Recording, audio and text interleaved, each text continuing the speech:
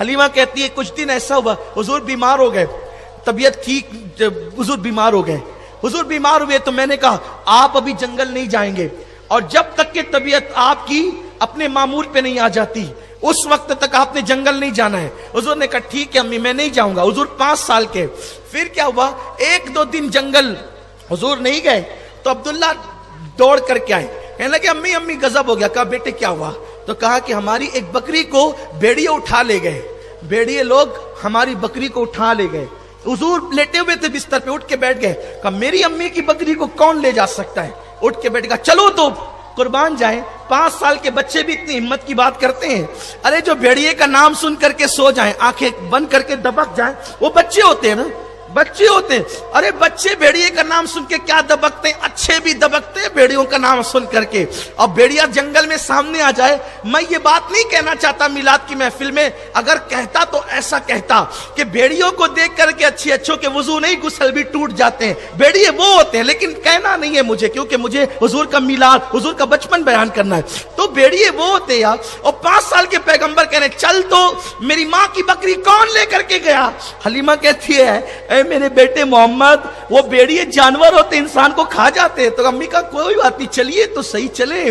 اور پھر عبداللہ اور حارث اور شیمہ اور حلیمہ سب چلے. حضور ننھے پیغمبر جنگل میں گئے, ایک چھوٹے سے ٹیلے پہ کھڑے ہو گئے اور اپنے منہ اقدس پر, دہنے پاک پر معصوم ہاتھ رکھ کے کہا او بھیڑیو, میری امی کی بکری کون لے گیا ہے, ذرا واپس لاؤ. قربان جائیں 5 سال کی عمر میں علم یہ ہے. ارے بھیڑیے جاتے ہیں تو سجا کر کے نہیں رکھتے, بھیڑیے بکری کو لے جاتے تو سجا کر نہیں رکھتے.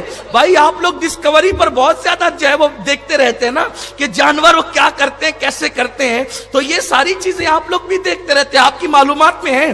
ایسا نہیں کہ میں جنگل کی بات کر کے آپ کو بیوقوف بنا دوں. ایسا تو ہے نا کہ چلو شہر میں جو دکھتا ہے اس میں سچی بات کرنے, لیکن مالیگاؤں والے تو جنگل جاتے ہی نہیں ہے. ارے جنگل نہیں جانتے, انٹرنیٹ کے جنگل نے آج سارے جنگلات کو بے نقاب کر دیا ہے. اللہ اکبر.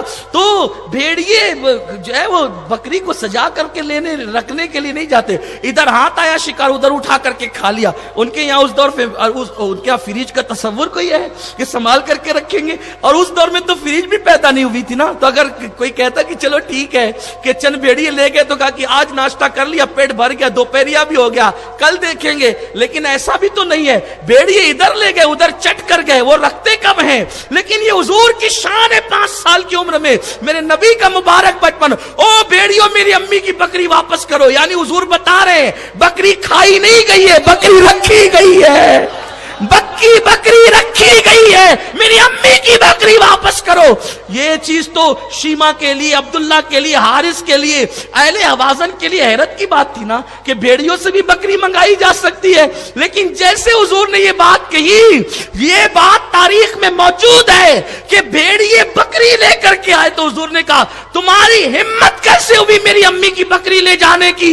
بھیڑیوں نے زبان حال سے کہا او جانے عالم, جانے جہاں, جانے کائنات, روح کائنات, آپ آتے تھے بکریاں چرانے کے لیے, اسی بہانے ہم آپ کا دیدار کر لیا کرتے تھے.